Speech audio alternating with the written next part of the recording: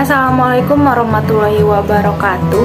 Izin memperkenalkan diri, nama saya Nur Hijriatun dari Teknologi Aquaculture kelas D dengan NIT 56204213498. Di sini saya akan membahas tentang manajemen pemeliharaan telur dan larva ikan kakap.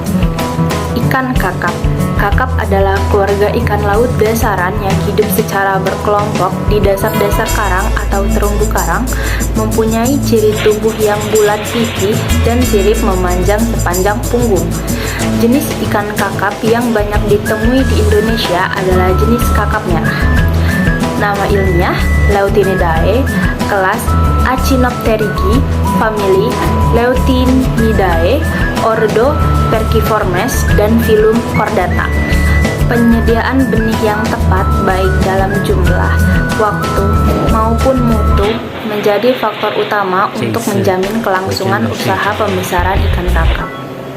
Dewasa ini, produksi benih ikan dari larva sampai mencapai ukuran tokolan masih sangat rendah.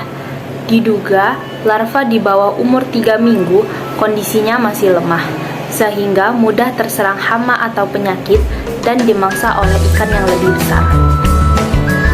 Usaha untuk mempercepat pertumbuhan dan mempertinggi kelulus hidupan benih, parameter lingkungan yang tepat harus tersedia dalam air. Kemunduran mutu air dapat mengakibatkan kematian, hambatan pertumbuhan, timbulnya hama atau penyakit, pengurangan rasio konversi pakan, serta menurunnya mutu daging ikan. Pemeliharaan telur. Telur yang sudah dibuahi berbentuk bundar, permukaannya licin, transparan, dan berdiameter 0,69 sampai 0,80 mm. Mereka saling melekat dan apabila dalam kelompok berwarna kuning muda atau keemasan, dalam telur terdapat gelembung minyak dengan diameter 0,20 sampai 0,23 mm. Telur yang dibuahi ditempatkan ke dalam bak penetasan yang sebelumnya dicuci sebanyak 2-3 kali. Bak diisi air laut bersih dengan salinilitas 28-32 dan diaerasi dari dasar. Setelah telur dibuahi, 35 menit kemudian dimulai perkembangan embrionik. Dimulai dari stadium 1 sel, kemudian berturut-turut menjadi 2 sel, 4 sel, 8 sel, 16 sel, 32 sel, 64 sel, 128 sel, paralastula, blastula, gastrula, neurula, dan kemudian mendekat menjadi embrio yang sudah berkepala dengan bola mata dan tunas ekornya. Beberapa menit kemudian jantungnya mulai berfungsi, ekornya tumbuh, dan badannya mulai bergerak-gerak sampai akhirnya telur itu menetas. Penetasan telur kakap sangat dipengaruhi oleh temperatur air dan salinilitas. Pada temperatur 30-32 derajat Celcius menetas setelah 12-14 jam, temperatur 27 derajat Celcius menetas setelah 17 jam.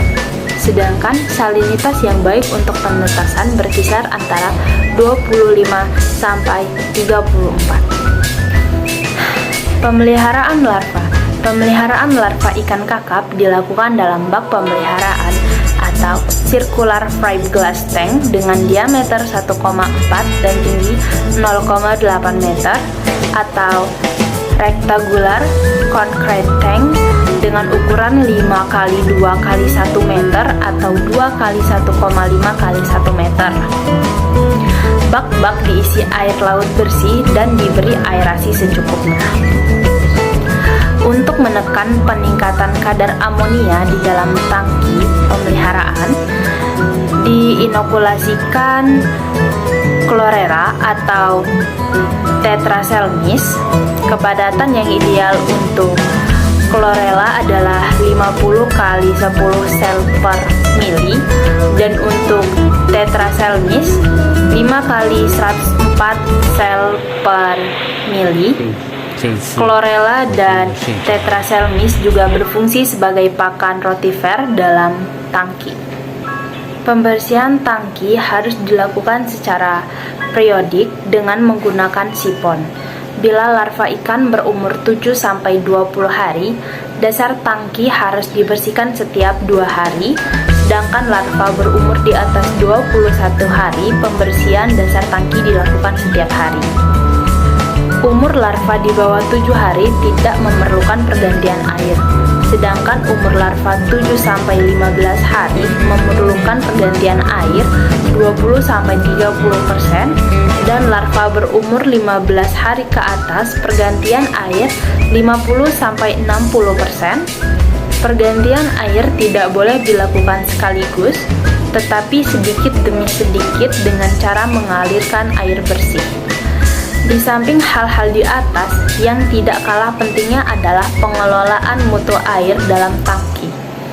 Pemeliharaan seperti intensitas cahaya, temperatur, pH, oksigen terlarut, salinilitas, amonia dan nitrit.